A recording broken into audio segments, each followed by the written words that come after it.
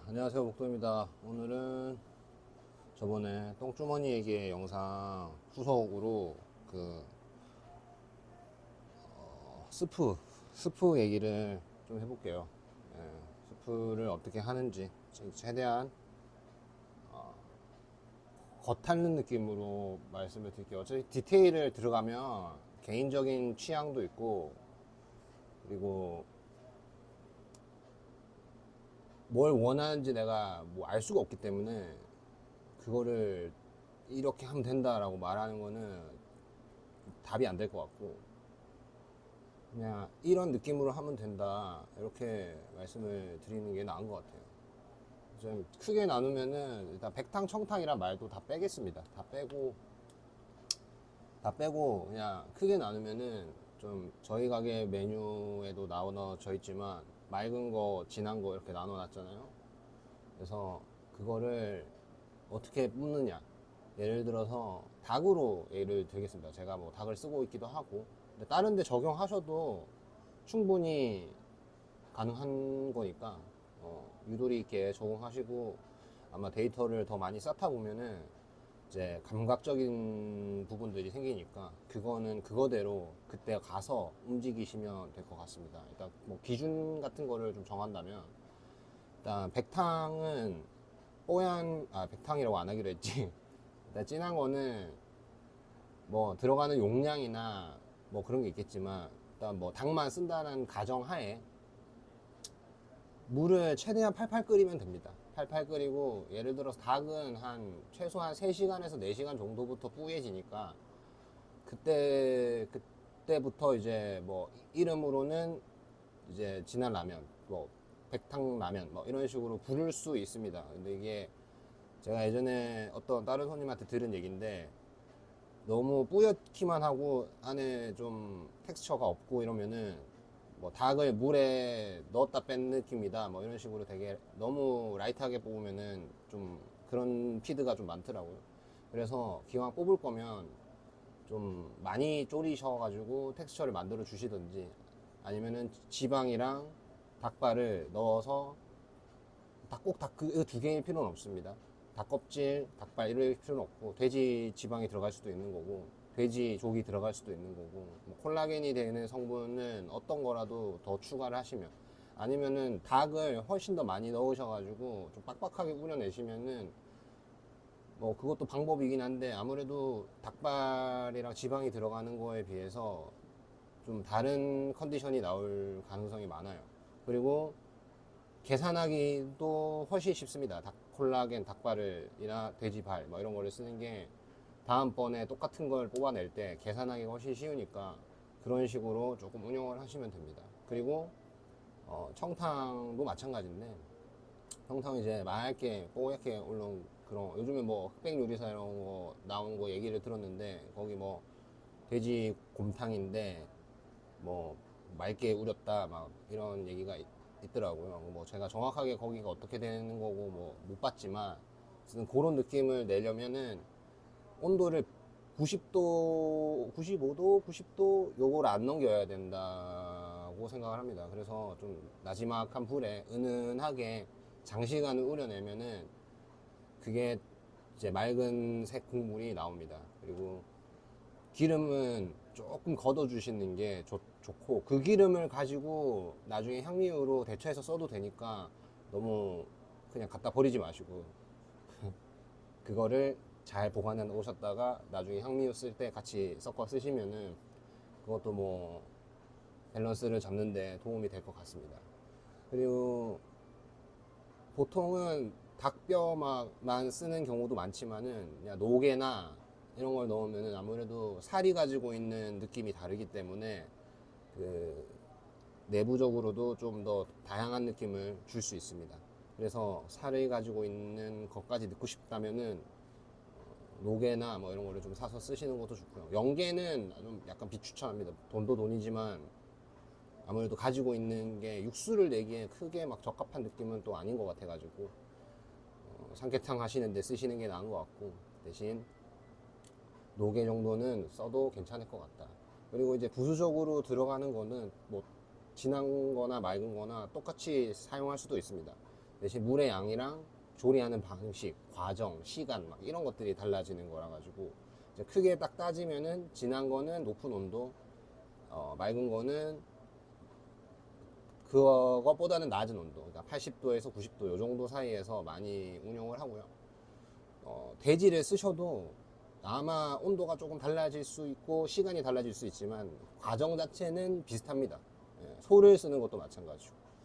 그리고 이제 옛날 방식 그런 걸로 보면은 뭐 차슈 같은 거 만들 때도 그 차슈를 육수 넣는 데다 넣어가지고 익히는 그런 과정도 있고, 그 과정이 이제 좀 공정을 좀 편하게 하기 위한 것도 있겠지만 어쨌든 스프의 맛을 좀 더 추가할 수 있는 방향도 들어가는 거고요. 그리고 그 외에 추가될 게 뭐가 있냐라고 생각을 한다면 제일 많이 쓰는 게 다시마, 그 다음에 멸치. 그러니까 꼭 제가 니보시를 하고 있지만 꼭 니보시라고 해서 멸치를 넣는 게 아니고 다양한 텍스처, 다양한 그 느낌 이런 걸 만들기 위해서 멸치를 많이 씁니다. 그래서 디폴이나 멸치, 저희는 난 뭐 써봤더라? 그 굴비, 새끼 굴비랑 병어 이런 것도 썼고, 그 다음에 갈치 새끼도 있습니다. 갈치 새끼 이름을 뭐라고 하는지 기억 까먹었는데 갈치 새끼도 있고, 다들 가지고 있는 느낌이 달라요. 그리고 얘를 구워서 넣거나 하면은 또 느낌이 달라지고, 태워서 넣거나 해도 또 느낌이 달라집니다.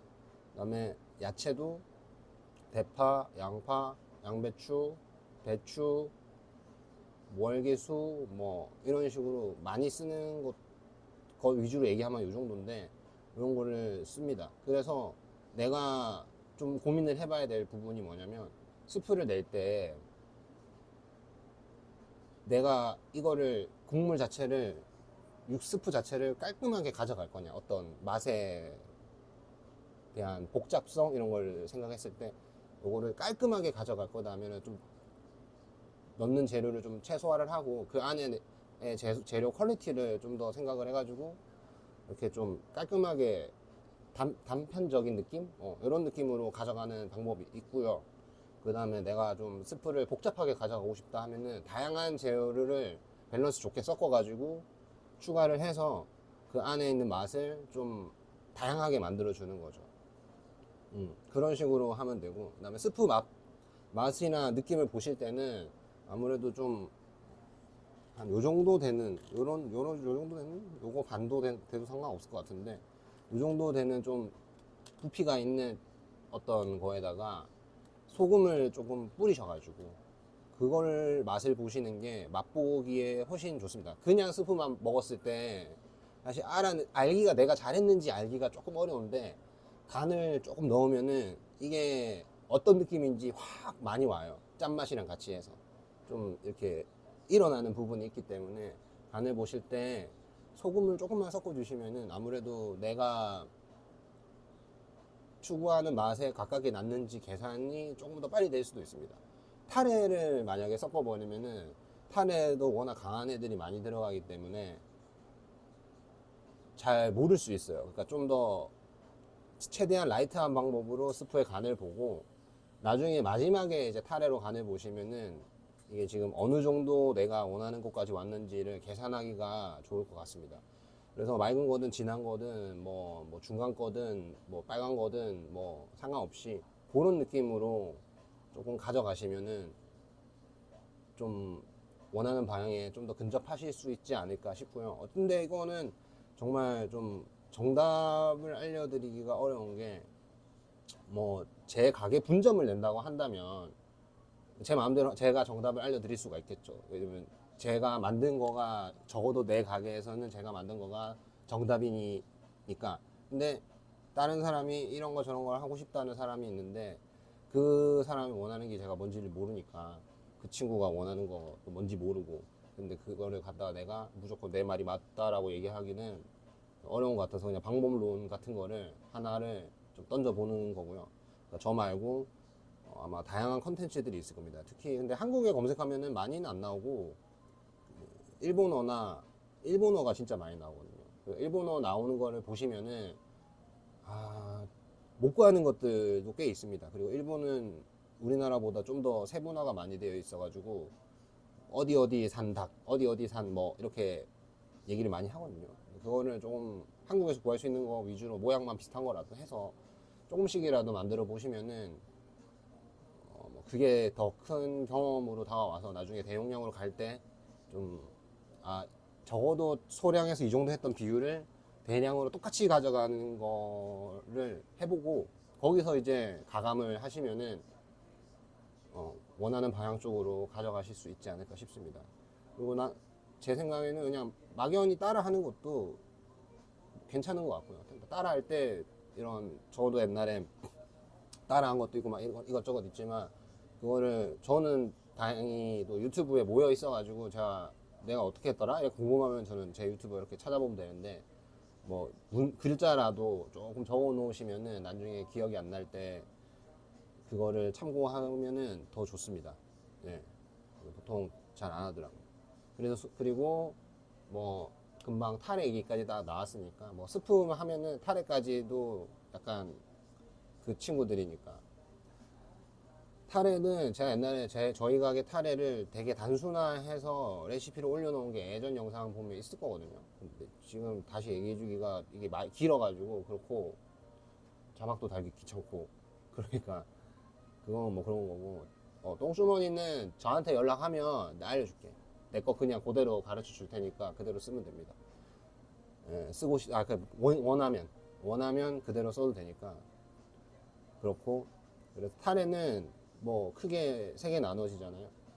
그것도 레시피가 엄청 많은데 그 염도를 어느 정도 지정할 건지만 선택을 하면 됩니다. 타레 염도를 보통 뭐 한 타레 염도 하면 한 3% 나오는데 맞나? 몇 프로였지?